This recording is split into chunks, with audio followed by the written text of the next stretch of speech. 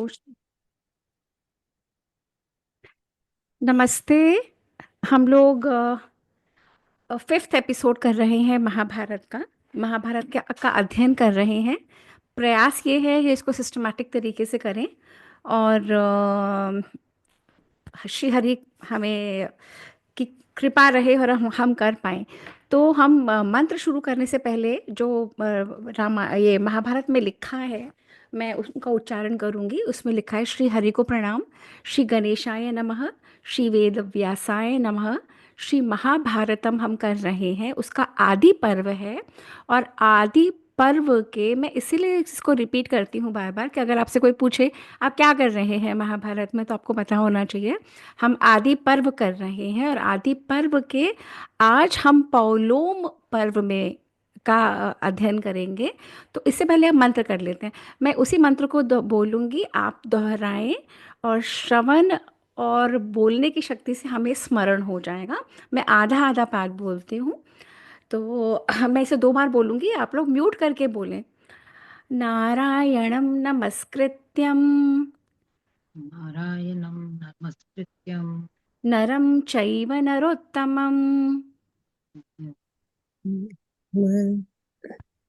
देवीं सरस्वतीं व्यासं देवीं सरस्वतीं व्यासं ततो जयम् उदीरयेत्। तत्त्वो जयम् उदीरयेत्। नारायणं नमस्कृत्यं नारायणं नमस्कृतं नरं चैव नरोत्तमं नरें नरोत्तमं देवीं सरस्वतीं व्यासं देवीं सरस्वतीं व्यासं ततो जयम् उदीरयेत्। तत्त्वो जयम् उदीरयेत्। तो हमने ये कहा है कि नर और नारायण और उनकी लीला को प्रकट करने वाली सरस्वती देवी और उसके वक्ता महर्षि वेदव्यास जी को नमस्कार है। उन सबको नमस्कार करके हमें जय नाम के ग्रंथ को, महाभारत का नाम है जय, जय नाम के ग्रंथ का पाठ करना चाहिए। और वो ग्रंथ क्या करता है? वो आसुरी प्रवृत्ति का नाश करता है और अंतःकरण को शुद्ध करके उसमें दैवी संपत्ति का प्रादुर्भाव करता है। ठीक है जी। तो ये तो है इस श्लोक का मीनिंग। अब हम एक और करने वाले थे, जो मैंने कहा था पिछली बार हम करेंगे।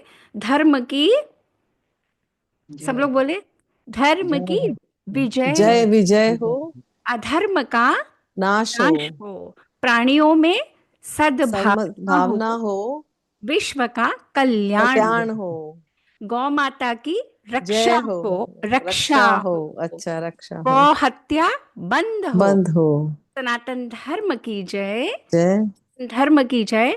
हर हर महादेव, हर हर महादेव, हर हर महादेव, हर हर महादेव। तो इन्हीं शब्दों के साथ हम चलते हैं हमारे आज के सेशन में। आज का हमारा फिफ्थ सेशन है। और हमने जो आदि पर्व का, ये पौलोम पर्व है, हमने अभी तक आदि पर्व का ही, आदि पर्व इज द बिगेस्ट पर्व, उसमें हमने अलग अलग सेक्शंस करे हैं। तो हमने सबसे पहले सेक्शन करा था आदि पर्व का अनुक्रमाणिका पर्व, जिसमें अलग अलग सारे चैप्टर के डिटेल्स आ गए थे। फिर हमने पौष्य पर्व पे खत्म किया था लास्ट टाइम। आज हम प्रवेश कर रहे हैं पौलोम पर्व में। और यहाँ पे लिखा है कथा प्रवेश, यानी कि महाभारत की कथा धीरे धीरे अब यहाँ से वो इंट्रोड्यूस कर रहे हैं। कौन इंट्रोड्यूस कर रहे हैं? वेद व्यास जी। कहाँ इंट्रोड्यूस कर रहे हैं? ये कहाँ हो रहा है? ये सारा नैमिषारण्य में हो रहा है। वहाँ क्या है? नैमिषारण्य में शौनक जी ऋषि का, शौनक जी का सत्र चल रहा है। सत्र means a conference, conference means a study group, means a seminar. अब जब हम देखते हैं हार्वर्ड में, ऑक्सफोर्ड में, कैम्ब्रिज में, कहीं भी, या हमारे भारत में, तो क्या होता है यहाँ पे? तो यहाँ पे सत्र क्या होते हैं? 2 दिन के, 3 दिन के, मैक्सिमम 5 डेज, 7 डेज। अब ये शौनक ऋषि का सत्र वन में 12 वर्ष, 12 ईयर्स का। तो 12 ईयर्स को हजारों लाखों ब्राह्मणों को वो वे वहाँ पे रखते हैं। उनका भोजन पानी व्यवस्था, पढ़ाई लिखाई, यज्ञ हवन पूजा पाठ। शौनक जी वहाँ के वाइस चांसलर हैं उस यूनिवर्सिटी के, वो उसको मैनेज करते हैं। तो वहाँ पे सत्र जब चल रहा होता है तो सुबह शाम विश्राम का समय होता है, तब वे लोग सब बैठ के अपनी बातचीत कर रहे होते हैं। तो वहाँ पे तब कौन आया? तब वहाँ पे आए उग्र श्रवा सौती। उग्र श्रवा सौती आए। अब जैसे हम कहते हैं ना, हाँ जी कैसे हैं आप, कहाँ से आ रहे हैं, तो उग्र श्रवा सौती ने कहा मैं तो वहाँ पे आ रहा हूँ जहाँ पे जन्मेजय का यज्ञ चल रहा है, और वहाँ पे यज्ञ के बीच में जब समय मिलता है तो वहाँ पे वैशंपायन जी एक कथा बोल रहे हैं, मैं वो सुन के आ रहा हूँ। तो यहाँ पे सब ब्राह्मणों ने घेर लिया, हमें भी सुनाइए, हमें भी सुनाइए। तो उन्होंने कहा, तो अब तक जो सुनाया वो उग्र श्रवा सौती ने सुनाया, वह जो वहाँ पे हो रहा है जन्मेजय राजा के यज्ञ में जो सुना रहे हैं। कौन सुना रहे हैं? वैशंपायन। क्यों सुना रहे हैं? क्योंकि उनके गुरु वेद व्यास जिन्होंने ये रचा ने उनको कहा सुनाओ बेटा, तुम इसको सुनाओ। तो वो सुना रहे हैं, वहां से सुन के ये आए और ये यहाँ सुना रहे हैं। अब सबने फिर घेर लिया। उन्होंने कहा, सारे ब्राह्मणों ने, आपने हमें यहाँ तक तो सुना दिया, इसके आगे और कुछ सुनाइए। तो उन्होंने कहा अब क्या सुनाऊं? तो ये ब्राह्मणों ने कहा कुछ हमें उचित, कुछ हमें इंटरेस्टिंग, कुछ हमें अच्छा, जिससे हमारा ज्ञान वर्धन हो, जिससे हम सीखें, हम समझे। तो फिर उनमें से एक ने कहा नहीं नहीं नहीं, आप ना अभी मत सुनाइए। तो उन्होंने कहा क्यों? उन्होंने कहा इसलिए क्योंकि हमारे जो कुलपति हैं शौनक जी, अभी वो व्यस्त हैं, वो अपने पूजा पाठ सारा कार्यक्रम अपने पितरों को तर्पण करके, देवताओं को प्रसन्न करके जब आएंगे, वो जो आपसे प्रश्न पूछेंगे उसका आप उचित उत्तर दीजिएगा। बिकॉज प्रश्न पूछने वाला, दैट प्रश्न has is a very important part. प्रश्न पूछना बहुत बड़ी कला है। क्या पूछना, कैसे पूछना, कब पूछना, कितना पूछना, और पूछने वाले की समझ कितनी गहरी है, उससे प्रश्न निकलता है। तो उन्होंने कहा हम ना आपको प्रसंग हम बताएंगे, पर आप उनका वेट कर लेते हैं। तो उन्होंने कहा ठीक है, हम वेट कर लेते हैं। जब शौनक जी सारे कार्यों का संपादन करके, फिनिश करके जब वे आए, तो उन्होंने कहा अपना आसन ग्रहण कर लिया और बोले, अच्छा आप सबके नॉलेज में चीज़ डाल देती हूँ कि हम यहाँ तक 4 अध्याय फिनिश कर चुके हैं। चतुर्थ अध्याय इस पॉइंट पे खत्म हो रहा है। अब पंचमो अध्याय शुरू हो रहा है। महाभारत ग्रंथ का आदि पर्व का पंचम अध्याय, 5th अध्याय। तो शौनक जी कहते हैं मैं आपसे एक बात पूछना चाहता हूँ। तो उग्रश्रवा सौती ने कहा पूछिए।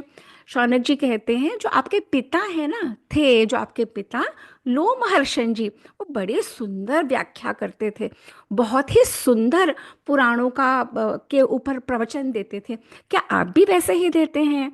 तो उग्रश्रवा जी ने कहा बिल्कुल, मेरा पूर्ण प्रयास है। तो ये मुझे बताइए कि शौनक जी ने बोला आपके पिताजी ने तो पूरा अध्ययन करा था, सब पुराणों का, वेदों का, वेदांगों का, सब चीज़ों का अध्ययन था, और बहुत सुंदर वक्ता बोलने वाले थे, आप भी वैसे ही हैं। उन्होंने कहा मैं बिल्कुल, मेरा भी वही प्रयास है, मैं भी बिल्कुल वैसे ही सुनाऊंगा। आप थकेंगे तो नहीं सुनाते सुनाते? आपके पिताजी कभी नहीं थकते थे। आपके पिताजी से जो जो हम पूछते थे वो सब सुनाते थे। तो उग्रश्रवा जी ने कहा मैं भी पूर्ण प्रयास करूंगा, जो जो आप पूछेंगे, पर आप भी इंटरेस्ट लेके सुनेंगे ना? तो उन्होंने कहा बिल्कुल इंटरेस्ट लेके सुनेंगे। तो तब उस पॉइंट पे शौनक जी कहते हैं सबसे पहले मैं भृगु वंश राजर्षियों की, राज ऋषि की हम वर्णन सुनना चाहते हैं। क्यों? क्योंकि पुराणों में ब्रह्मर्षियों का और राजर्षियों का, हमारे यहाँ राजा भी ऋषि होते थे, तो ब्रह्मर्षि मतलब जितने भी ऋषि हैं जो ब्रह्मा से अपनी लिनिएज को जोड़ते हैं, तो उनकी कथा, और राजर्षि जैसे दशरथ महाराज राजर्षि थे, जनक महाराज राजर्षि थे, तो हम सुनना चाहते हैं इसमें से भी मैं भृगु महाराज की, भृगु राजर्षि।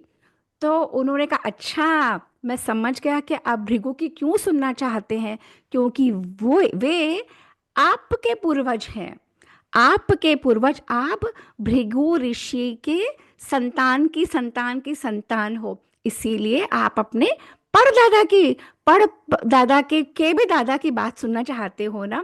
उन्होंने कहा जैसे हम अगर अपने बच्चों के साथ बैठे तो हमारे बच्चों को कौतूहल होता है ना कि मम्मा दादाजी क्या करते थे, दादाजी के दादाजी कौन थे, पूछते हैं ना पारुल हम लोग भी।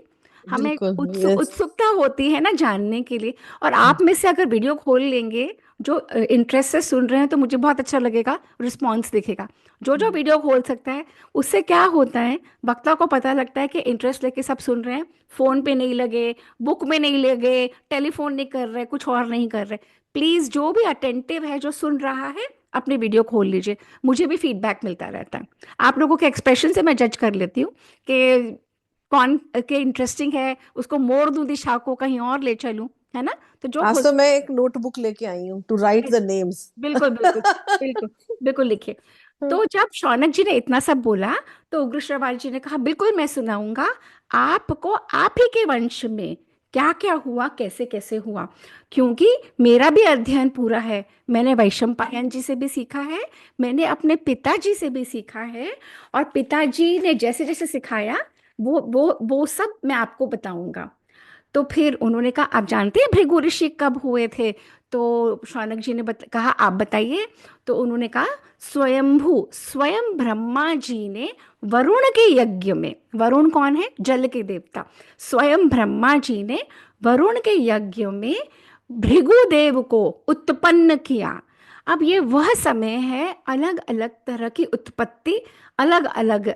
अगर कोई सोचे कि 9 महीने एक काल कोठरी में गर्भ में से मनुष्य पैदा हो जाता है, तो anything is possible anywhere. You have to understand, Brahma ji के क्रिएशन में ब्रह्मा जी ने अलग अलग विविध तरीके के क्रिएशन के एस्पेक्ट्स बनाए हैं।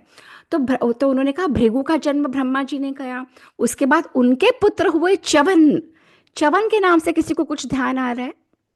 च्यवन ऋषि के नाम से कुछ ध्यान आ रहा है जो आज तक चलता है? Chyawanprash. Chyawanprash. Can you imagine हमारी ये संस्कृति, जो च्यवन ऋषि से वो लिनिएज, च्यवन ऋषि ने उसका आविष्कार किया था। तो ब्रह्मा जी ने भृगु को उत्पन्न करा, भृगु से हुए च्यवन, च्यवन और से हुए, च्यवन को भार्गव भी कहते हैं। च्यवन के पुत्र हुए प्रमति। प्रमति धर्मात्मा थे बहुत बड़े, उन्होंने अप्सरा से विवाह करा, घृताची। घृताची, प्रमति और घृताची से रुरु हुए, रुरु और प्रमद्वरा से शुनक हुए। और जिस जो आपके परपिता हैं, आप शुनक के, शुनक आपके पितामह है और आप शौनक हो। भृगु का पुत्र भार्गव, शुनक के पुत्र शौनक। ओवरवेल मत हो, बहुत इंफॉर्मेशन मिलने वाली है, enjoy the essence.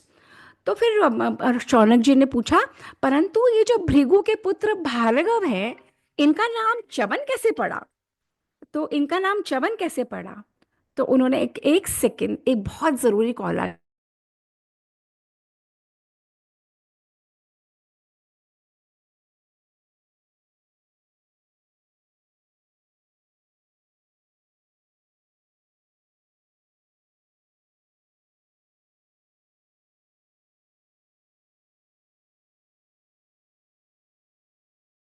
Sorry sorry about that, very important call it was.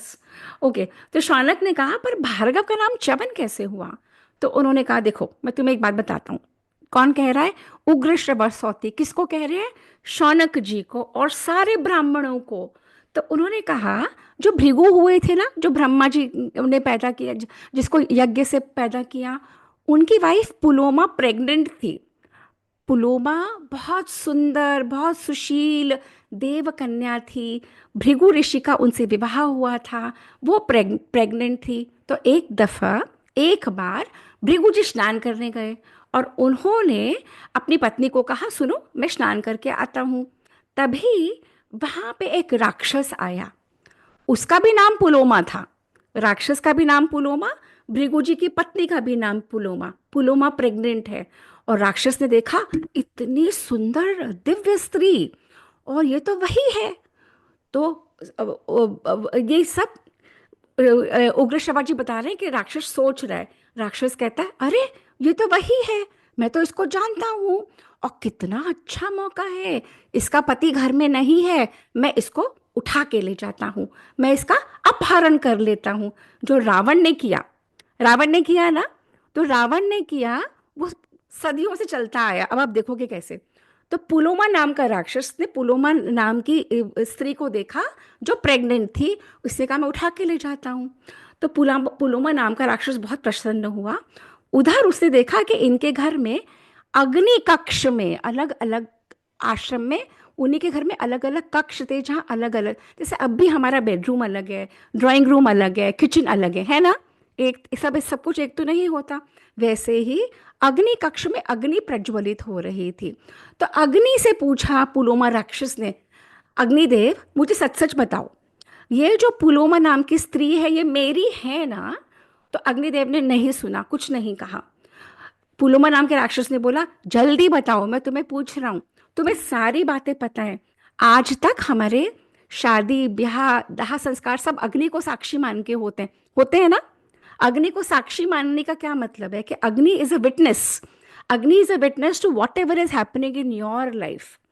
जब हम कहते हैं ना किसी ने नहीं देखा, तो जो कौन देखता है? सूर्य को सब कुछ पता है, क्योंकि सूर्य हमेशा है, सूर्य को सब कुछ पता है। हम सोचते हैं हमने किसी से चोरी करी, किसी को नहीं पता, पर सूर्य को पता है और हमारी अंतरात्मा को पता है पारुल, मैं ठीक कह रही हूँ? समझ रहे हो आप? सूर्य को पता है, हमारी अंतरात्मा जानती है कि हमने क्या करा, कब करा, हमारी Yes. कॉन्शियस को पता है।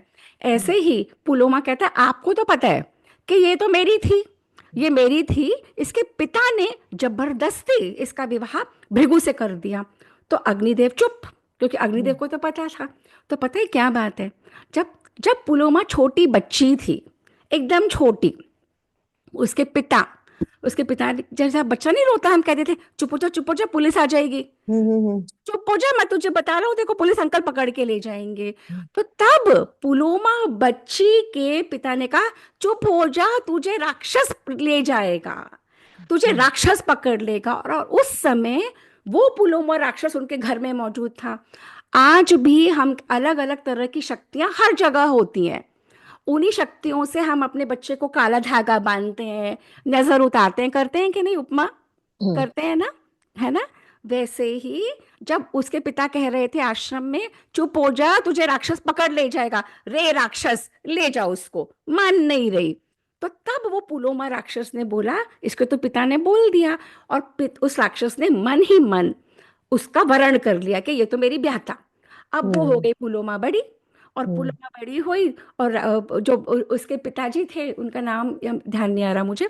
जब उसके हम्म पिताजी बड़े, जब पिताजी ने देखा उसके लिए कौन उचित वर है, तो उनको भृगु ऋषि से बढ़ के कोई वर नहीं मिला। उन्होंने भृगु से उसका विवाह विधि पूर्वक मंत्रोच्चारण से अग्नि को साक्षी मानकर और उसका विवाह कर दिया, और पुलोमा चली गई। अब पुलोमा उस पॉइंट पे है कि पति गए हैं स्नान करने और राक्षस आगे हरण करने, और हम्म राक्षस अग्नि को कह रहा है, यह अग्नि तब भी थी जब हम्म इस राक्षस ने कहा था पिता ने तो दे दिया मेरी। तो अग्नि ने ये राक्षस ने बोला, तुम तो जानते हो मैंने वरण किया था, मैं ही इसका पति हूं, इसके पिता ने गलत गलत ढंग करके दे दिया, तुम जल्दी बताओ। तुमने अगर नहीं बताया तो फिर देखना। अब अग्निदेव तो चुप, अग्निदेव को तो पता था। फिर अग्निदेव ने मन में सोचा, अगर मैंने झूठ बोला तो मैं झूठ तो पहली बात बोल नहीं सकता हूँ, मैं सत्य का साथी हूँ, पर मुझे भृगु महाराज के शाप से बड़ा डर लगता है, पर बात तो बतानी पड़ेगी। तो अग्निदेव ने पुलोमा नाम के राक्षस को बोला, मैं जानता हूँ तूने ही वरण करा था, पर इसके पिता के मन में लोभ आ गया कि तुझसे बेटर पति मिल जाए, तो उन्होंने तुझसे बेटर पति को इसको दे दिया। परंतु इसका विवाह वैदिक रीति से मंत्रोच्चारण से उसके साथ हुआ है। तो पत्नी उनकी है, पर फिर भी तेरी पहले थी। अब अग्निदेव ने ये कह दिया, पुलोमा के नाम के राक्षस को ठप्पा लग गया। तो पुलोमा नाम का राक्षस उसको उठा के ले गया। वो खूब हम्म चीखी चिल्लाई रोई कल्पी, और वो प्रेग्नेंट थी। हम्म अब जब वो प्रेग्नेंट थी, जब वो ले जा रहा था, उसके पेट में जो गर्भ था, उसके गर्भ में जो जीव था, वो बहुत तपस्वी। Now this is the age we are talking about. ये सारे ऋषियों की lineage very strong, very powerful, तपस्या कर करके ये लोग बहुत कुछ कर सकते थे। तो वो जो गर्भ में था, वो अपने गर्भ से च्युत, उस गर्भ से च्युत, च्युत होना मतलब अलग होना, हम्म च्युत होके और वो उसने च्युत होके वो अंतरिक्ष में उड़ने लगे तो गिरने लगा। जब वो उसको देख के वो पुलोमा नाम का राक्षस तो घबरा गया, ये क्या, और इतना तेज था। तो उस वो पुलोमा नाम का राक्षस गिरा और भस्म हो गया। तो जो च्युत हुआ, अपने माँ के गर्भ से च्युत हुआ, उसका नाम पड़ा Chyavan. Got it? Oh got the angle? हाँ है हाँ ना? हाँ हमारे यहाँ हर नाम का मीनिंग है, ब्यूटीफुल। तो च्युत वो च्यवन बना। अब च्यवन, जब माँ गिरी, वो गिरा, माँ ने गोद में ले लिया। अब वो पूर्ण विकसित बालक, ये है समय में जो उतने तपोबल से निष्ठ लोग, तब वो च्यवन जो नाम का बालक था। अब वो पुलोमा रोती रोती पहुंची अपने ससुर जी के पास। कौन है उसके ससुर जी? ब्रह्मा जी। भृगु की पत्नी है ना पुलोमा। ससुर जी के पास कि पिताजी पिताजी मेरे साथ ये हो गया। तो उन्होंने कहा अच्छा। तो यहाँ पे महाभारत में वर्णन है कि जब वो रोती रोती पहुंची, तो जो उसके अश्रु की धारा से जो नदी निकली, उसको कहा गया है वसुधारा। और वो जो नदी निकली, और उसके बाद में एक सेकेंड, हाँ मैं उस पॉइंट पे आ जाऊँ। और उसके बाद ब्रह्मा जी ने बोला उसको कि पुत्री तुम रो मत। तो उन्होंने कहा कि यह सब हुआ कैसे? तो उन्होंने कहा ये जो आपका पौत्र है, ये जो च्यवन है, ये इसी के तपोबल से वो राक्षस मर गया। तो उन्होंने कहा अच्छा। तो उससे पहले एक पॉइंट यहाँ पे है जो महाभारत में लिखा है कि बचपन में भी कभी भी कोई ऐसी बात अपने मुंह से ना बोलो जो सच हो जाती है। जिसे उसके पिता ने कहा रे राक्षस ले जा, तो उस पुलोमा नाम की कन्या को राक्षस आके ले गया। तो बहुत सोच समझ के अपने शब्दों को बोलो, चाहे हंसी में चाहे डांट फटकार में। चाहे जो कहते हैं ना, अरे तू तो आतताई है, तू तो उपद्रवी है, तू तो इतना उद्यमी है, मत बोलो ये सब चीजें अपने बच्चों को, पोतों ध्योतों को अच्छी बातें बोलो। तब अब और अग्नि, अब इस पॉइंट पे क्या है, वो अपने ससुर के पास पहुंची। उन्होंने कहा तुम घर जाओ, सब कुछ ठीक हो जाएगा। तो पुलोमा च्यवन को लेके वापस अपने घर आई। जब वहां पे देखा, भृगु ऋषि स्नान करने के बाद आए, और जब उन्होंने बोला कि तुम ऐसे रो क्यों रही हो, परेशान क्यों हो, और ये बालक कौन है? तो उन्होंने ये सब बताया पुलोमा ने कि ऐसे ऐसे हुआ, मुझे उठा के ले ले गया, और ये आपका जो हुआ है बालक, इसकी वजह से मैं बच के आ गई। तो भृगु ऋषि एक्सट्रीमली एंग्री। उन्होंने कहा अच्छा। अब पुलोमा घबरा गई। पुलोमा ने कहा मेरा तो कोई अपराध नहीं है। पर भृगु ऋषि ने कहा मुझे ये बताओ कि किसने उस राक्षस को बताया कि तुम पुलोमा हो? तो पुलोमा ने कहा ये अग्नि है ना जो आपके कक्ष में, इन अग्निदेव ने बता दिया। इन अग्निदेव ने मेरा परिचय दे दिया कि मैं ही पुलोमा हूँ। तो भृगु ऋषि ने कहा हे अग्निदेव, तूने आज जो कार्य करा है, मेरी ब्याहता को तूने उस राक्षस को बता दिया तुम्हारी थी। अब मैं तुम्हें शाप देता हूँ। तो भृगु ऋषि ने अग्नि को शाप दिया, तुम सर्वभक्षी हो जाओ। मतलब कि तुम सब कुछ को कंज्यूम कर लोगी, तुम सब कुछ खा जाओगी, तुम सब कुछ को। अगर अग्नि लगती है, आप लोगों को पता है कैलिफोर्निया में क्या हो रहा है? किसको पता है कैलिफोर्निया में क्या हो रहा यस है? एलए में सबको पता है। हाँ एलए में, कैलिफोर्निया में इस कदर फायर लगी फायर हुई है, हाँ हाँ फायर लगी हुई है। भयंकर हाँ इतने बड़े शक्तिशाली देश नहीं बुझा पा रहा। क्यों? क्योंकि अग्नि सर्वभक्षी है। अग्नि के पाथ में कुछ भी आएगा वो उसको कंज्यूम कर लेगी। और ये किसका शाप था? ये था भृगु ऋषि का। अब अग्निदेव ने सोचा, बहुत सोचा कि मुझे शाप मिल गया अब, पर ये राइट शाप नहीं है। तो अग्निदेव पहुंचे कहाँ? अग्निदेव पहुंचे, एक सेकेंड मैं शॉर्ट करती जा रही हूँ ना यहाँ। अग्निदेव बहुत अपसेट हो गए। यहाँ पे वर्ड लिखा है कुपित। अग्निदेव अत्यंत कुपित हो गए और उन्होंने कहा कि तुमने मुझे शाप दिया, मैं देवता हूँ। अगर मैं नहीं रहूँ ना तो तुम्हारे कुछ नहीं होगा। अगर मैं नहीं रहूँ, ठंड से ठिठुर के तुम मर जाओगे। अगर तुम में, bringing it to present time, 98.7 degree Fahrenheit अगर अंदर नहीं होता ना, अगर ज़्यादा हो जाता है तो है ही बुखार। पर अगर 94 93 अगर आपका बॉडी टेम्परेचर चला जाएगा ना, क्या हो जाएगा आप? क्या हो जाएगा? Will not be rare. Hmm body temperature कैसे होता है? हमारे शरीर के अंदर अग्नि है। हमारा फूड कैसे डाइजेस्ट होता है? You know Lonika, how is food? Yes, ma'am. With the heat, with With the the heat. With the heat. तो अग्निदेव ने कहा कि मैं हमेशा वो हूँ, धर्म के अनुकूल काम करता हूँ। अब राक्षस ने मुझे सच्ची बात बताई, पूछी तो मैंने बता दी भाई, मैं झूठ थोड़ी बोल सकता हूँ। और एक बात ध्यान से सुनो, ये महाभारत में बोल रही हूँ और मैं आप लोगों को बोल रही हूँ, बहुत ध्यान से सुनो कि अग्नि तो साक्षी है, जो साक्षी है और जानने के बाद झूठ बोलता है, जानते बूझते हुए अगर झूठ बोला तो आपको पता है क्या होगा? आपके कुल के 7 पीढ़ी पहले और 7 पीढ़ी बाद तक पाप में डूब जाते हैं। अब इन अंग्रेजों ने क्या करा? इन अंग्रेजों ने हमसे हमारी रामायण और महाभारत छीन ली। अगर ये ज्ञान हर स्कूली बच्चे को दिया जाता कि अगर हम इस तरह से बिहेव नहीं करते तो हमारे पीढ़ी दर पीढ़ी हैज टू पे द प्राइस, तो क्या हमारे यहाँ इतने झूठे सच्चे केस चल रहे होते कोर्ट में? जल्दी बताओ, जल्दी बताओ, जल्दी बताओ। उपमा, इंदु, हमारे यहाँ क्या जितने केसेस चल रहे होते? अगर छुटपन से हमें ये शिक्षा दी जाए जो महाभारत और रामायण की है कि जानते बूझते अगर आप झूठ बोलते हो, का आपने नहीं क्राइम करा, क्राइम किसी और ने करा है पर आपको पता है और आप नहीं बता रहे। जैसे मनमोहन सिंह ने के समय जितने भी स्कैम्स हुए, मनमोहन सिंह तो क्वाइट मिनिस्टर थे, पर कैन वी से कि ही डिडंट नो, तो he doesn't have any blame? No. हमारी महाभारत सिखाती है कि जो नहीं, जो चल रहा है। आपकी आवाज कट रही है, जो भी बोला नहीं आवाज आई। आप लोग को किसी को आवाज आई? मुझे तो नहीं आई। नहीं, नहीं आई ना? अच्छा। तो वो कहते हैं कि अगर किसी के वास्तविक रहस्य को आप जानते हो और पूछने पर भी नहीं बतला, सुनिए, अगर आपको कुछ पता है कि कोई क्राइम कर रहा है और पूछा जाए तब भी आप नहीं बताते और आप चुप रहते हैं, तो भी आप उसी पाप में लिप्त हो, तब भी आपने वही करा है। और अग्नि कहते हैं मुझ में भी श्राप देने की शक्ति है, तो भी नहीं देता मैं, क्योंकि आप ब्राह्मण हो, आप मान्य हो। परंतु मेरी बात ध्यान से सुनो। आप कौन बोल रहा है? आपकी आवाज में बहुत वो आ रहा है, कहाँ से आवाज आ रही है? म्यूट कर लीजिए उपमा, इंदु, पता नहीं, मुझे पता नहीं पता कहाँ से आ रही है।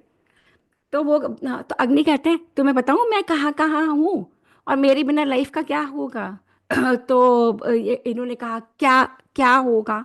तो तुमने मुझे शाप तो दे दिया, तुम्हारी अग्नि, तुम्हारे भोजन, तुम्हारी अंदर शरीर के अंदर की अग्नि, तुम्हारे जब जब बच्चे पैदा होते हैं, जब गर्भाधान होता है, तुम्हारे अंतिम समय में, तुम्हारे विवाह के समय, तुम वेदों के जो मंत्रों का उच्चारण करके तुम संस्कार करते हो, जितनी भी आहुति मुझ में देते हो, मैं ही वो मुख हूं जो देवताओं और पितरों को तुम्हारा दिया पहुंचाता हूँ। और तुम कहते हो ना कि जल ही देवता, देवता ही पितर, पितर ही अग्नि, ये सब कुछ खत्म हो जाएगा। और जो तुम मेरे मुख में आहुति देते हो पूर्णिमा को, वो मैं पहुंचाता हूँ देवता को। जब तुम मेरे मुख में आहुति देते हो, यज्ञ में आहुति देते हो, मैं तुम्हारे पितरों को पहुंचाता हूँ। फिर अग्निदेव ने कुछ सोचा कि कुछ प्लान करना पड़ेगा, और अग्निदेव ने सब जगह से अपने आप को समेट लिया। जब अग्निदेव ने सब जगह से अपने आप को समेट लिया, कोई हवन पूजन नहीं, कोई यज्ञ सत्र नहीं हो पाया, कोई संस्कार कहीं नहीं, कहीं स्वाहा स्वधा वषट का कोई मंत्र नहीं, सब परेशान, सब ठंड में ठिठुर गए, सब कांप गए, पूरी सृष्टि में अग्निदेव। Can you imagine? हमारी लाइफ, हमारे इसको सोलर साइकिल कहते हैं ना, सोलर। अगर हमारे घर में एक दिन लाइट नहीं आए तो आपके फोन और मोबाइल और लैपटॉप चलेंगे? जल्दी से बताओ, चलेंगे? नहीं। No, अ- ma'am. अभी सूर्य नहीं है 15 दिन से, तो क्या हालत हो रही है सबकी? जल्दी बताओ। बहुत ठंड लग रही है. बहुत ठंड लग रही है। और ये सूर्य अगर भगवान ना करे महीना भर नहीं रहे, 2 महीना नहीं रहे, क्या हाल होगा? Just imagine. फ्रीज हो जाएगा पूरा। एब्सोल्युटली, जो हमें आइस एज बोलते हैं ना, तो तभी हमारी संस्कृति सूर्य की उपासना करती है, अग्नि की उपासना करती है, जल की, क्योंकि किसी के बिना जीवन नहीं है ना। तो अग्निदेव ने अपने आप को हटा लिया। अब सब जगह हटा तो लिया, सारे देवता, सारी पृथ्वी, सारी सृष्टि कर कर करके सब पहुंचे ब्रह्मा जी के पास। ब्रह्मा जी बचाइए।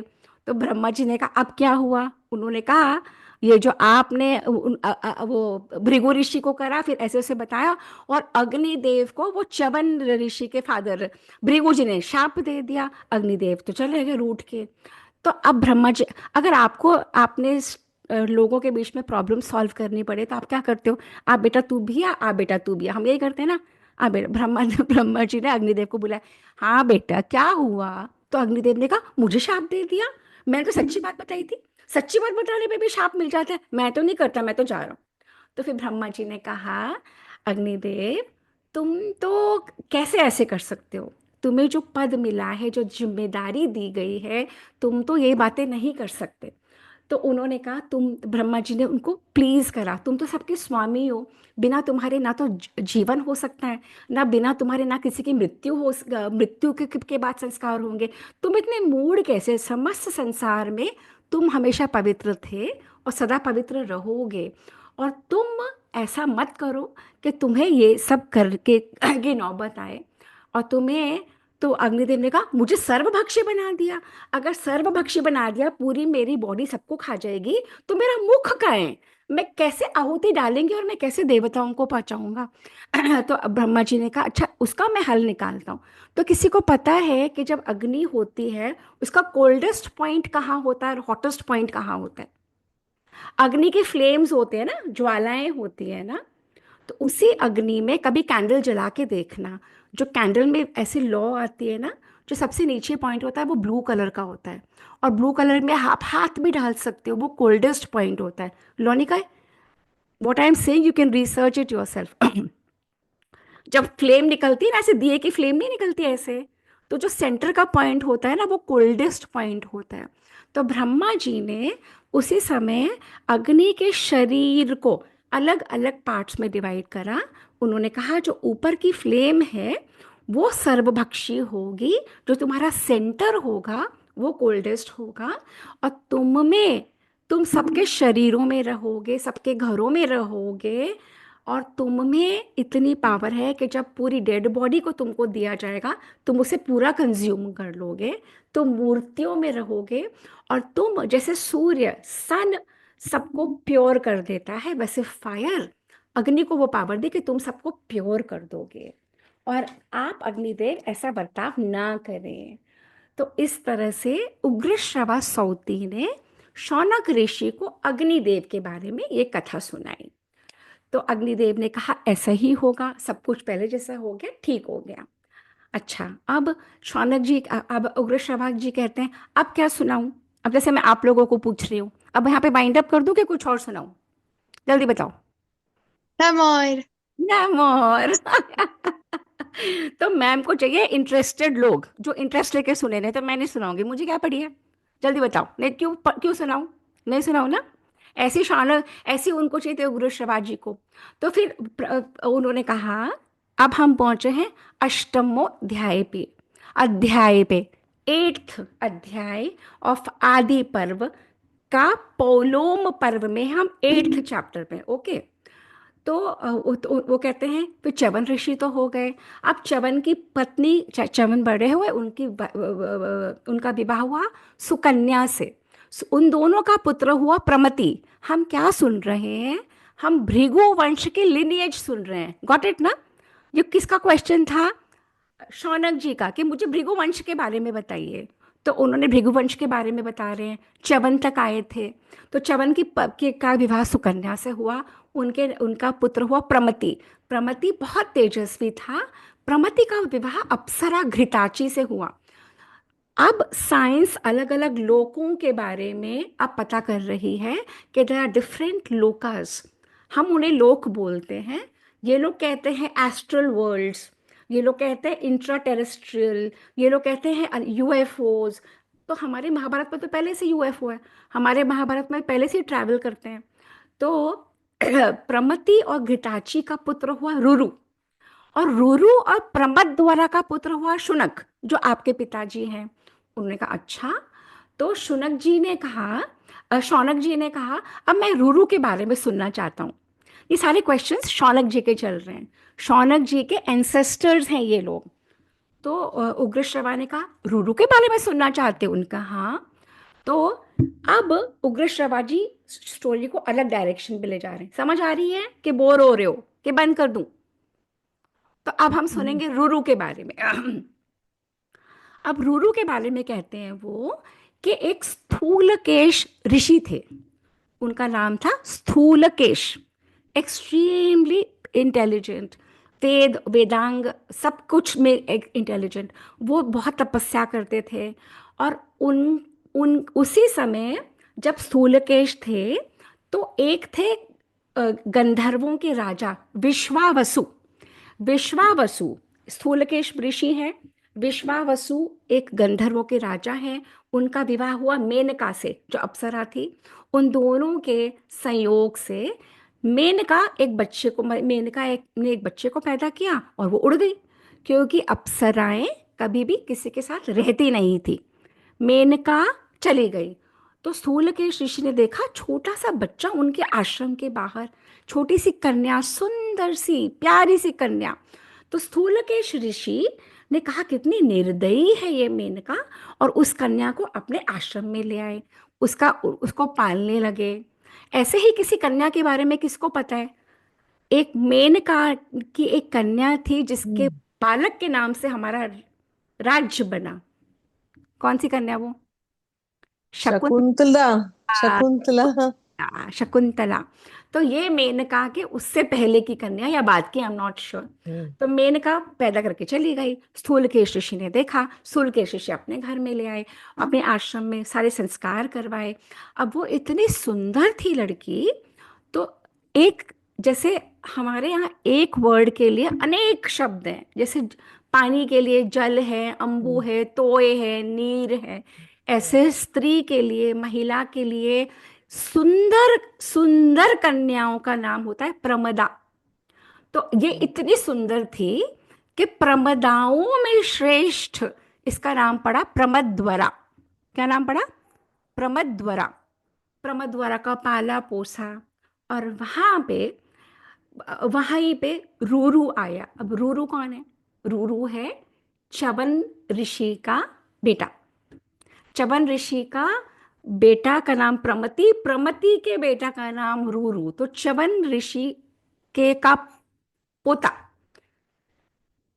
रूरू आया। अब रूरू ने कहा इतनी सुंदर कन्या, oh my God, I am in love with हर।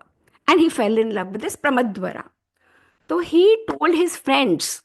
रूरू ने अपने दोस्तों को कहा चलना, जाके मेरे पापा को बोलना मुझे बहुत सुंदर लगती है ये लड़की, मेरा विवाह इससे करवाओ। जैसे अब होता है, अब भी किसी को कोई पसंद आता है तो हम अपने मम्मी पापा को मैसेज दिलवाते हैं ना, उपमा होता है ना, अब भी ऐसे ही होता है ना। तो रूरू ने अपने सब दोस्तों को बोला प्लीज जाके मेरे फादर को बोलो मुझे ये कन्या प्रमद्वरा बहुत पसंद आई है, और प्लीज मेरे विवाह इससे करवा दो। तो रूरू के जो पिताजी थे, रूरू के पिताजी कौन थे? प्रमति। प्रमति ने रिश्ता भेजा। किसको भेजा? स्थूलकेश ऋषि को, कि हमें आपकी कन्या अपने पुत्र के लिए चाहिए। और उन दोनों का एंगेजमेंट हो गया, क्योंकि वो दोनों बहुत ही गुड मैच, और दोनों ऋषियों के वंशों के बच्चे। अब प्रमद्वरा का एंगेजमेंट हो गया रूरू के साथ। कोर्टशिप पीरियड चल रहा है, उसका विवाह होने वाला है। अब वो मिलने जाती है, वन में नाच रही है, गा रही है, कूद रही है, इंजॉय कर रही है। एंड सडनली उसका पैर पड़ता है एक सर्प के ऊपर जो वहां पे सोया हुआ था। एक बहुत बड़ा सर्प जंगल में एक स्क्वायर बॉक्स में ऐसे सोया पड़ा था। उसने देखा नहीं, वो कोर्टशिप के लिए अपने उसके पास, रूरू के पास जा रही थी। उसका सर्प के ऊपर पैर कुचला और सर्प ने उसको डस लिया। अगर सर्प डस लेगा तो क्या होगा? प्लानिका जहर फैल जाएगा बॉडी पैर में। फैल गया and she collapsed and she passed away and she died. अब वो जब इतना हल्ला मच गया, जितनी सखियां थी भागी भागी गई स्थूलकेश ऋषि के पास। ऐसे हो गया, एक कन्या जिसका विवाह होने वाला है अगले महीने, और इस तरीके से सुंदर एब्सोल्युटली ब्यूटीफुल गर्ल, एंड उसके आभूषण कहीं, बाल कहीं, जहर फैल गया और वो पड़ गई। और अब महाभारत बताती है, वेद व्यास जी, अत्यंत मनोहारिणी वो कन्या, और पता है कौन कौन लोग आए, ये सब कहानियां नहीं है, एक एक नाम दिए। स्वस्त्यात्रेय, महाजानु, कुथिक, शंख मेखल, उद्दालक, ये सब ऋषि वहां पे पहुंचे उसके पिता के साथ। कठ, श्वेत, भरद्वाज, कौणकुत्स्य, अर्ष्टिशेण, गौतम, प्रमति और रुरु। रूरू जिससे उसका विवाह होना था, प्रमति ससुर उसके, सब पहुंचे। और सब हक्के बक्के, इस बच्चे का विवाह होना है मेरे बेटे के साथ, और इसका देहांत हो गया। सब लोग रो रहे हैं, वहां पे बैठ गए घेरा करके। और रूरू वहां से अपसेट होके चला गया। Ruru did not know how to behave, क्या बोलूं कैसे बोलूं, रोने लगा रोने लगा। इस पॉइंट में अष्टमोध्याय, 8वां चैप्टर फिनिश। अब हम प्रवेश कर रहे हैं नवमोध्याय, 9th चैप्टर। वहां पे चारों ओर सब बैठे हैं। रूरू निकल आया, दूसरे वन में चला गया, जोर जोर से रोने लगा, जोर जोर से रोने लगा। इससे बढ़ के कोई दुख हो सकता है क्या, इस मेरी प्रेमिका से मेरा विवाह होना था, अगले महीने मुझे छोड़ के चली गई, हे राम हे भगवान, ऐसे जोर जोर से चिल्लाने लगा। आ, ऐसे ही लोनिका ने तो करा है, पारुल आपने भी करा है। वाल्मीकि रामायण कैसे शुरू हुई थी, कौन बताएगा मुझे? वाल्मीकि रामायण का फर्स्ट श्लोक क्या है? Okay, let me take you back. Valmiki हाँ, टेल मी लोनिका, टेल मी। ओम सहना भवतु। नहीं, वो Valmiki, no no, I it's a different aspect. Valmiki Ramayana में वाल्मीकि जी को रामायण लिखनी क्यों पड़ी? वाल्मीकि जी ने रामायण का, उन्होंने कंपोज कैसे करी? क्रॉन्चों का जोड़ा था, एक क्रेन, नर मादा, मेल एंड फीमेल। उस मेल एंड फीमेल क्रॉन्च को एक शिकारी ने एक को मार डाला। जब एक को एरो लगी तो दूसरे क्रॉन्च ने चित्कार कर दिया। Kraunch is a crane. तो वो चित्कार जब किया तो वाल्मीकि जी के मुंह से एक निकला, शोक में एक श्लोक निकला, और उसी से रामायण बन गई पूरी। तो यहाँ पे रूरू इतना रो रहा है, उसकी फीमेल पार्टनर जो बनने वाली थी, वाइफ की डेथ हो गई। रूरू रोए जा रहा है, रोए जा रहा है, रोए जा रहा है। कुछ भी हो जाए मेरी प्रमद्वरा जी उठे, मेरा जीवन कोई ले ले प्रमद्वरा जी उठे, मेरी पत्नी मुझे लौटाओ, मुझे लौटाओ। यदि श्री राम में मैंने पूर्ण भक्ति करी है तो मेरी प्रमद्वरा जी उठे, यदि मैं कृष्ण को मानता हूँ, मैंने तपस्या की है, तो मेरी प्रमद्वरा जी उठे। तभी वहां पे एक देवदूत आए। देवदूत ने कहा, ऐसे रोने कलपने से कुछ नहीं होता, जिसकी आयु खत्म तो खत्म, तुम क्यों रो रहे हो, तुम क्या हासिल कर लोगे? तो उन्होंने कहा किसी भी तरह से इसको जिला दो, छोटी सी है मेरी प्रमद्वरा। तो उन्होंने कहा एक शर्त है, मैं देवताओं का दूत हूं, अगर देवताओं को ये हम खबर कर दें कि कोई अपने जीवन की हाफ आयु इसको दे दे तो ये जीवित हो जाएगी, क्या तुम तैयार हो? देवताओं ने पूछा। 99.99% कहेंगे नहीं नहीं, मैं कोई और लड़की ढूंढ लूंगा, जल्दी बताओ, है या नहीं सच, है या नहीं पारुल? लाने का उपमा, है नहीं? वेरी ट्रू, ये वेरी ट्रू। अपनी आयु दे देगा, नहीं देते ना लोग। हम्म, हाँ, पर ये रूरू कहता है मैं दूंगा अपनी हम्म, आयु, मैं अपनी हम्म, हाफ आयु दूंगा। तो देवदूतों ने कहा ठीक है, तुम्हारे मैसेज पहुंचा देंगे। देवदूतों ने वो मैसेज पहुंचाया उनको, यमराज को, धर्मराज को, कि देखिए ऐसा ऐसा नीचे हुआ है पृथ्वी पे, और वो रेडी है लाइफ देने को, अगर आप मान जाओ तो उस कन्या को जीवन मिल जाएगा, दोनों का विवाह हो जाएगा। तो धर्मराज ने कहा पक्का, तुम पक्का बोल रहे हो? वो मान गया, उन्होंने कहा हाँ। तो धर्मराज ने कहा अच्छा ठीक है, कर मैंने भी दिया। तो वो नीचे आया, रूरू की हाफ लाइफ इस कन्या को मिली।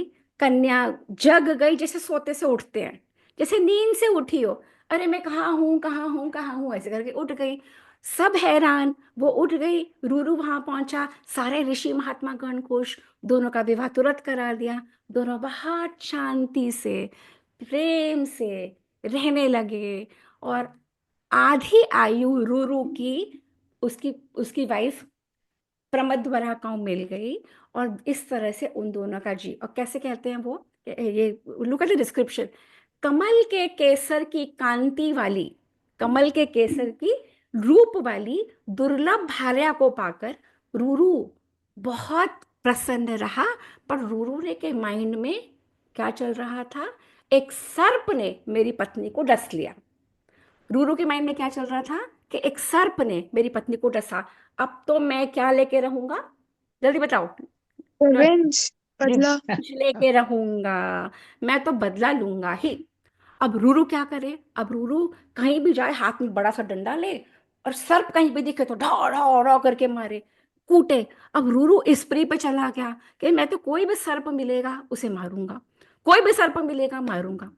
अब एक दिन ये लोग अच्छे से अपनी फैमिली लाइफ में रह रहे थे, पर रूरू एक दिन वन में गया।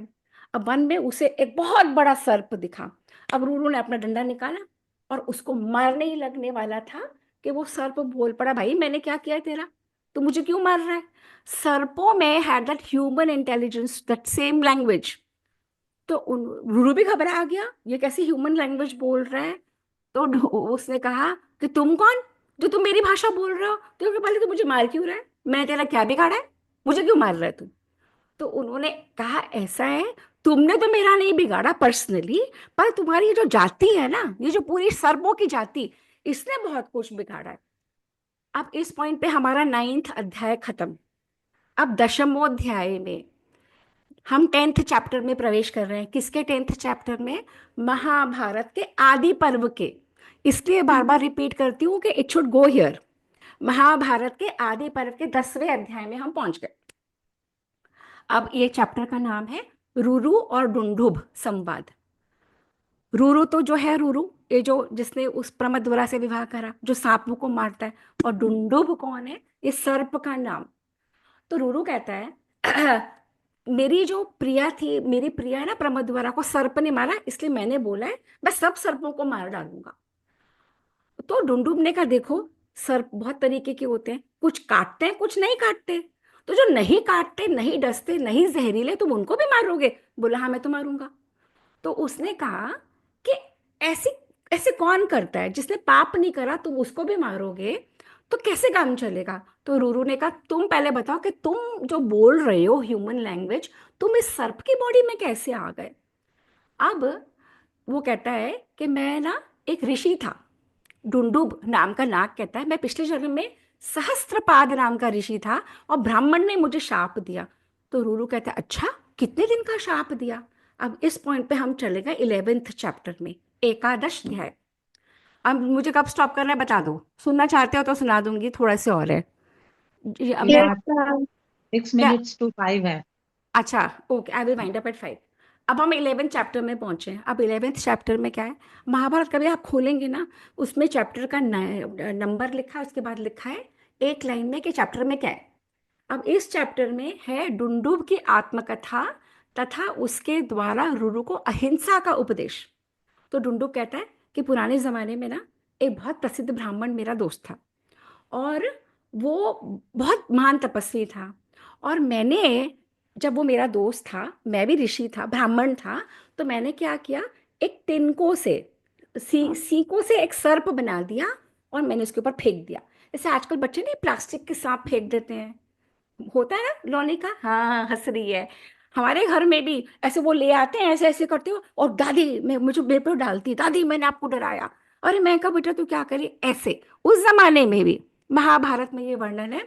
तो वो कहता है पूर्व काल में खग नाम का एक प्रसिद्ध ब्राह्मण था, वो मेरा मित्र था, और वो बहुत तपस्वी था, और वो अपनी पूजा पाठ कर रहा था, अग्निहोत्र यज्ञ कर रहा था।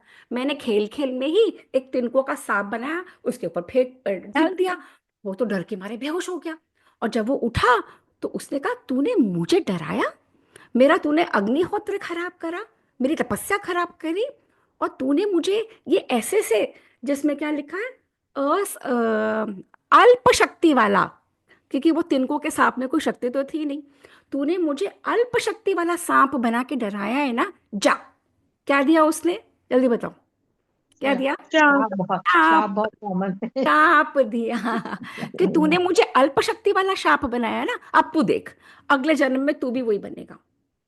अब ढूंढूब कहता है कि मैंने बहुत हाथ पैर जोड़े, बहुत माफी मांगी, मैंने कहा भाई मैंने तो खेल खेल में करा था, मैं तो मजाक कर रहा था, please take your shaap back. तो उसने कहा मैं तो शाप वापस नहीं लूंगा।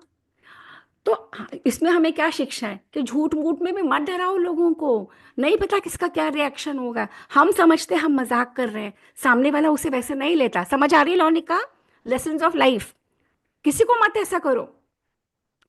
तो उस तपस्वी ने कहा मेरी बात झूठी तो होगी नहीं, और तुम समझ लो, जिस दिन जिस दिन तुम्हें उस सांप से मुक्ति मिल जाए, जिस दिन तुम्हारी इस सांप की बॉडी से तुम वापस ऋषि बन जाओगे, समझ लेना रूरू नाम का लड़का आ गया है, प्रमति का पुत्र रूरू आ गया है। तो वो डुंडुब कहता है, और उसी समय डुंडुब के शरीर में से ब्राह्मण निकल आया। उसने कहा आप ही रूरू हो ना?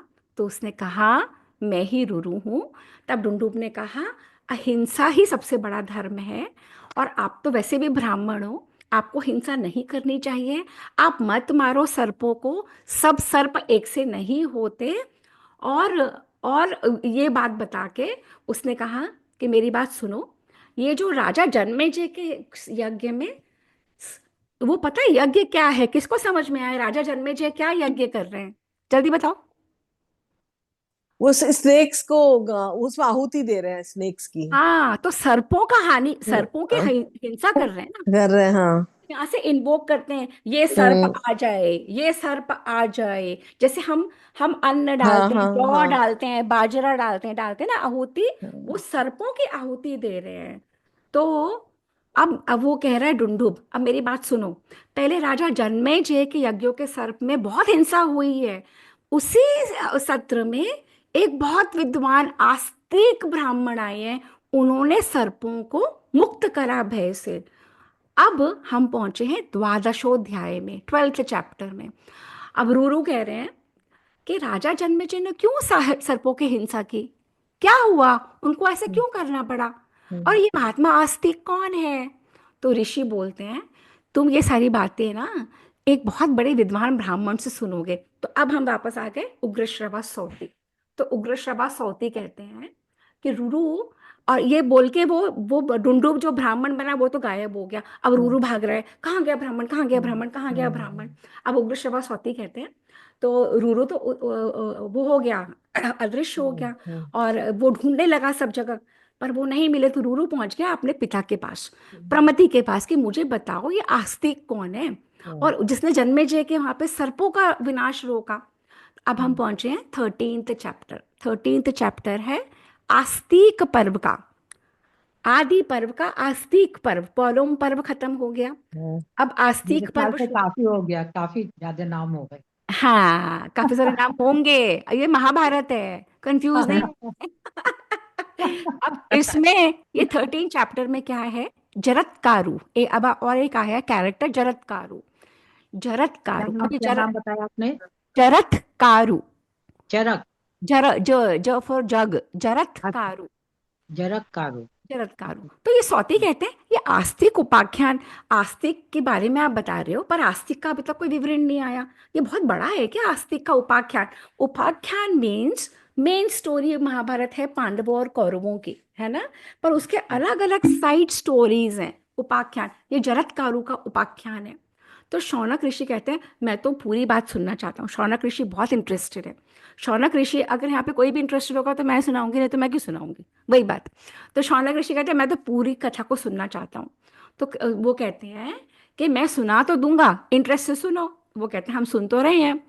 तो शौनक ऋषि ये उग्रश्रवा सौती कहते हैं ये उपाख्यान जो है आस्तिक का बहुत पवित्र है, ये सारे पापों को नष्ट कर देगा। इसमें जरत्कारु की बात है। जरत्कारु कौन थे? जरत्कारु आस्तिक के पिता हैं। आस्तिक के कैरेक्टर है जो अब आने वाला है, उनके पिता हैं जरत्कारु। और जरत्कारु एक ऐसे ऋषि हैं जो जगह जगह जगह भ्रमण करते हैं, एक पॉइंट पे कहीं भी नहीं रुकते। जहाँ सब सारा दिन चलते रहते हैं, जहाँ शाम हुई वहीं रुक जाते हैं, तीर्थों में स्नान करते हैं, कठोर व्रत। अभी कहाँ चल रहा है कुंभ में, कौन कौन देख रहा है कुंभ को? कोई कोई हम्म, वीडियोस आ रही होंगी ना। हाँ हाँ तो कैसे कैसे ऋषि महात्मा मुनि दिख रहे हैं ना, हाँ अलग अलग हाँ हाँ, तरीके के। बिल्कुल, हाँ हाँ। सब हमारे महाभारत में विवरण है। वो कहते हैं कठोर व्रत करते थे, तीर्थों में स्नान करते थे, सिर्फ वायु पी के रह जाते थे, भोजन बिल्कुल छोड़ चुके थे, निद्रा पर विजय, पलक भी नहीं झपकाते थे। ऐसे भी ऋषि हैं हमारे यहाँ।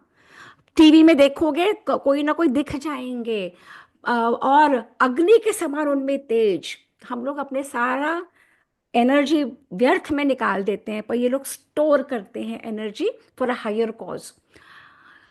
ये जरत्कारु ऋषि घूमते घूमते घूमते घूमते इन्होंने देखा एक बहुत बड़ा गड्ढा है, और गड्ढे में ऐसे उल्टा लटका हुआ। किसने विक्रम और बेताल का नाम सुना है? हमारे यस। जमाने में विक्रम और बेताल सुनते थे ना हाँ हाँ हाँ बिल्कुल। लोग। इसको लोनिका को पक्का नहीं पता होगा, इस तक नहीं पहुंची बात, देख लो। हाँ हम सिर्फ अब नाम सुना पर स्टोरी नहीं पता। कोई बात नहीं बेटा, हमारी जनरेशन की भी बहुतों ने नहीं सुनी है, नॉट टू वरी। तो एक बहुत बड़ा गड्ढा था, उसमें एक ऐसा प्रेत उल्टा लटका हुआ था। हाँ, तो जरत्कारु यहाँ खड़ा है। अब जरत्कारु बोल रहा है आप कौन हो? तो उस प्रेत ने कहा तुम कौन हो? तो उसने कहा मैं तो एक ब्राह्मण हूँ जो मैं जगह जगह जगह डोलता हूँ यायावर। आप कौन हो? तो वो ऐसे कई सारे लोग थे, ऐसे ऐसे ऐसे करके ना। तो वो जो सारे प्रेत थे, तो ये जो जरत्कारु बहुत बहुत वरीड हो गया उनको देख के। तो उन्होंने बोला आप तो इतने बड़े बुजुर्ग लोग हो, सब उल्टे लटके पड़े हो, और जरा सा, और जो जिससे आपने पकड़ के लटके हो वो भी चूहों ने खा लिया है, तो किसी भी सेकंड आप गड्ढे में गिर जाओगे। गड्ढे में गिर जाओगे तो आपका क्या हाल होगा? तो वो उन लोगों ने बोला, जितने भी वो अंदर थे वो थे पितर, हमारे एंसेस्टर्स। तो उन एंसेस्टर्स ने बोला हम क्या करें, हम लोग हैं यायावर लोग, हमारे पूरे कुल में कोई संतान ही नहीं है। एक संतान हुई, उसका नाम जरत्कारु था, और उसने विवाह ही नहीं करा। वो तो कहता मैं विवाह करूंगा ही नहीं, मुझे घर परिवार चाहिए ही नहीं, मुझे बच्चे चाहिए ही नहीं।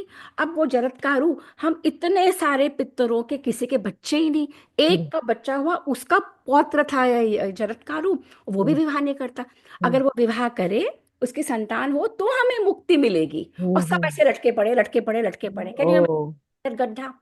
अब वो कहे, तो बोले तुम कौन हो जो इतने प्रेम से हमारे पास खड़े हो? ने तो किसको किसी की क्या पड़ी है, कोई हो, तुम कोई आत्मीय हो?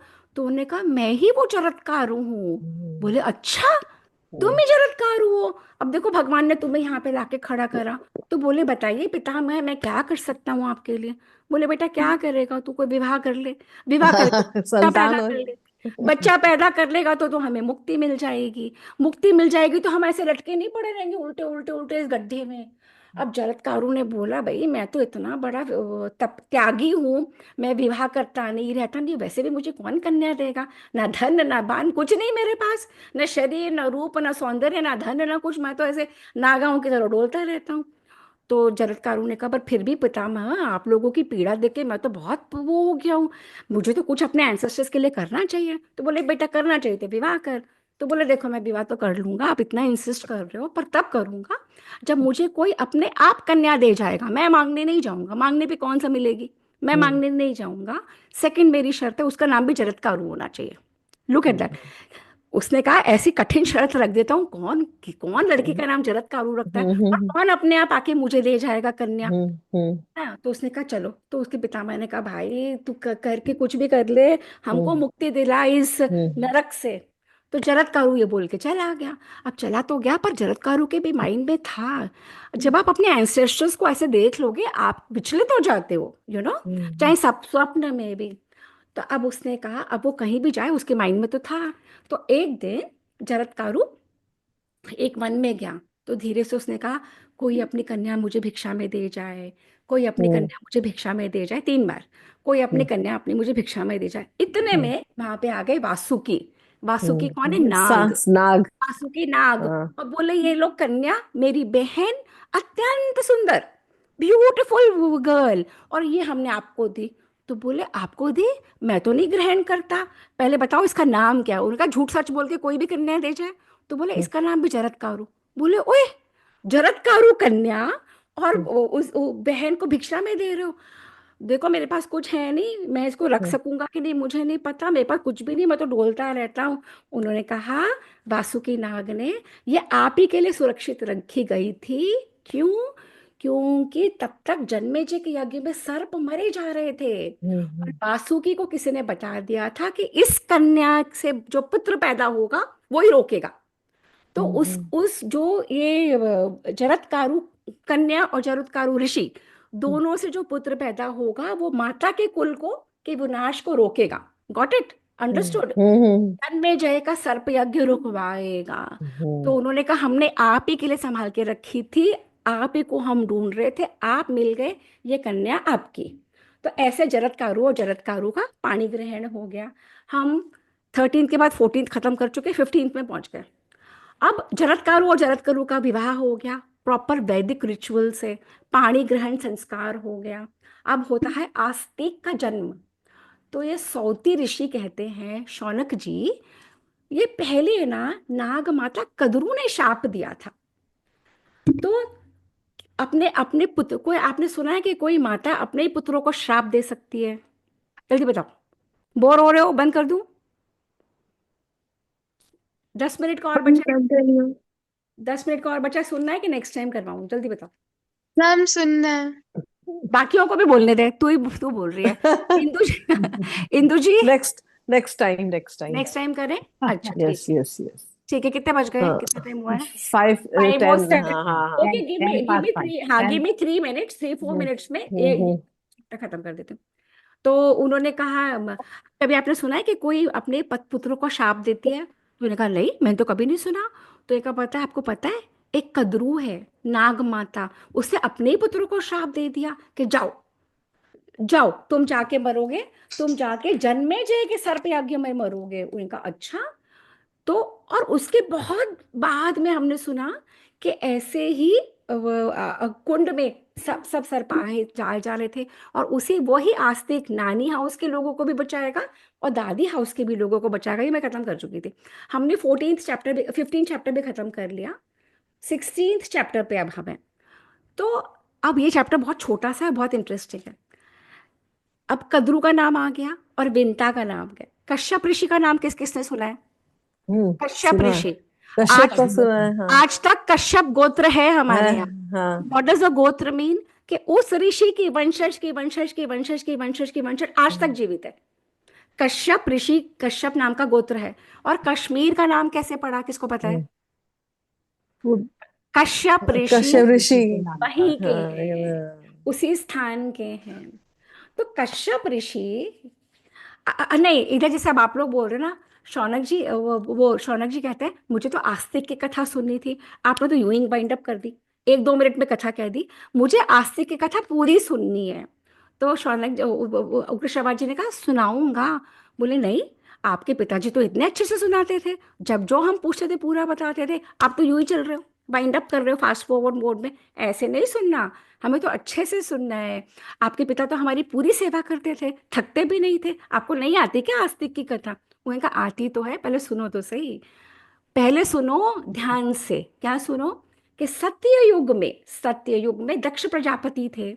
दक्ष प्रजापति की 2 कन्याएं थी, बहुत सारी में से, कद्रू और विंता, 2 सगी बहनें, रूप गुण से सौंदर्य से संपन्न। दोनों को उनके पिताजी ने कश्यप ऋषि को ब्याह दिया। कश्यप ऋषि ब्रह्मा जी के जैसे शक्तिशाली थे। उन्होंने दोनों पत्नियों से पूछा, आज मैं बहुत प्रसन्न हूं, मांगो तुम क्या मांगती हो। बोलते हैं ना राजा महाराजा, मांगो क्या मांगती हो, उपमा बोलते हैं कि नहीं? तो कद्रू और विंता, कद्रू ने क्या मांगा? 1000 मुझे पुत्र चाहिए जो एक से बल वाले हों। और कद्रू भी नाग है, विंता भी नाग है, कश्यप जी ब्राह्मण है ऋषि। तो कद्रू ने बोला 1000 पुत्र चाहिए जिनमें अपार बल हो पर एक समान हो।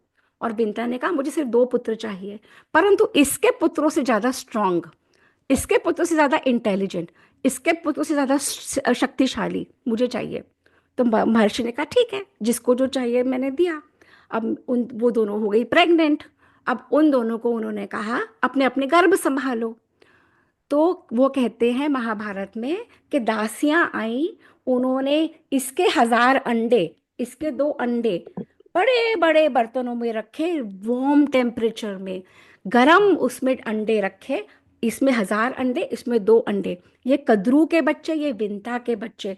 अब 500 वर्ष बीच बीत गए। कद्रू के सारे बच्चे एक एक एक करके अंडा फोड़ के निकल आए। विंता के बच्चे अंडे के अंडे ही बना रहा। अब विंता, दोनों बहनें हैं, दोनों आपस में प्रेम करती हैं, पर दोनों एक दूसरे से ईर्ष्या भी करती हैं। कद्रू के बच्चे हो गए, विंता के हो ही नहीं। अब विंता इतनी अपसेट हो गई, इतनी एंग्री हो गई, उसने अपना ही अंडा फोड़ दिया। यहाँ पे तो 1000 बच्चे, 1000 नाग पैदा हो गए हैं। और यहाँ पे जब जैसे उसने अंडा फोड़ा तो हाफ फॉर्म्ड बॉडी, सिर्फ ऊपर का धड़ बना हुआ, एकदम स्ट्रॉन्ग, शक्तिशाली, और नीचे की बॉडी ही नहीं। वो डर गई। और जब वो बच्चा हुआ, उसने कहा, कैसी माँ है तू, सौत से ईर्ष्या, अपने अपनी ही बहन से जेलसी के मारे तूने मेरा शरीर पूरा बनने नहीं दिया, वेट नहीं करा कि नेचर में मैं अपने आप आऊंगा अंडे फोड़ के, तूने मेरा शरीर आधा रहने दिया माँ, तेरे जैसी माँ मैंने आज तक नहीं देखी, जा तू इसी सौतन की, अपने ही बहन की ईर्ष्या में ये तूने किया, जा तू 500 वर्ष तक इसी की दासी बनी रहेगी। तो विंता कदरू की दासी बनी रहेगी, उसकी बहन है। और फिर ये जो बालक था, ये एकदम तेजस्वी, स्ट्रॉन्ग, आधी बॉडी इसकी बनी बनी हुई, और ये अंतरिक्ष में उड़ गया। इसका नाम था अरुण।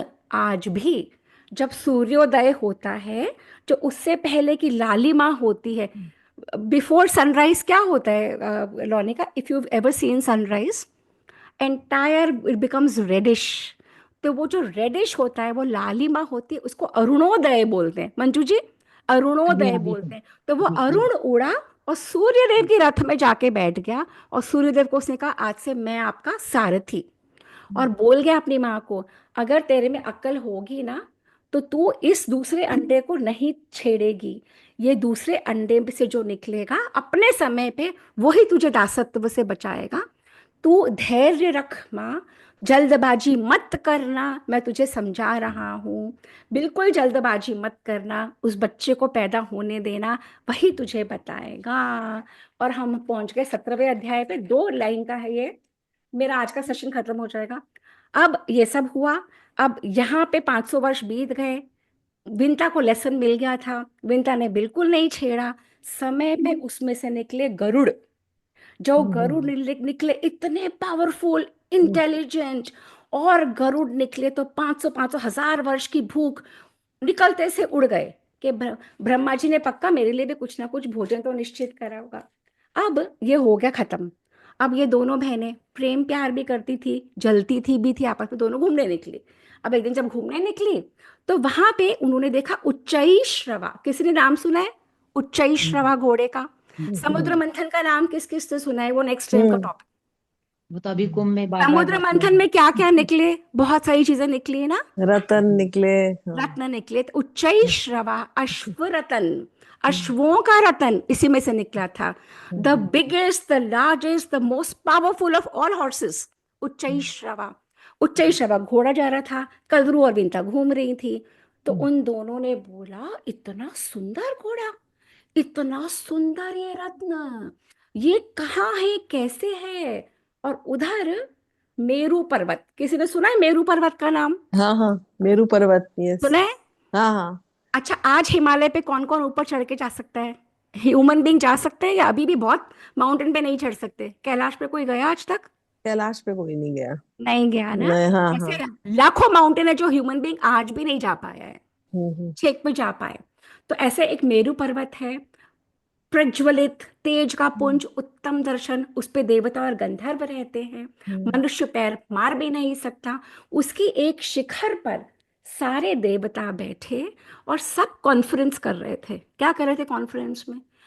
यार क्या करें, ये दैत्यों ने बहुत परेशान कर दिया है, हमको जीने नहीं देते, परेशान करते हैं। हम सब मिल बैठ के प्लान बनाते हैं, अमृत कैसे निकाला जाए, कुछ तो करना पड़ेगा। और तभी वहां पे आए नारायण, श्रीमन नारायण। नारायण ने कहा, ब्रह्मा जी इधर आओ, ये जो कॉन्फ्रेंस चल रही है ना, इन लोगों को बोलो सारा समय मनन ही नहीं करे, कुछ काम भी कर लें, कुछ कर लें। उन्हीं दे दानवों से परेशान है ना, उन्हीं के साथ मिलके अमृत मंथन करें। अमृत मंथन करेंगे, उसी में से रत्न निकलेंगे, उसमें से सब कुछ निकलेगा, और उसी में अमृत निकलेगा। आज का सेशन समाप्त। Till the next time.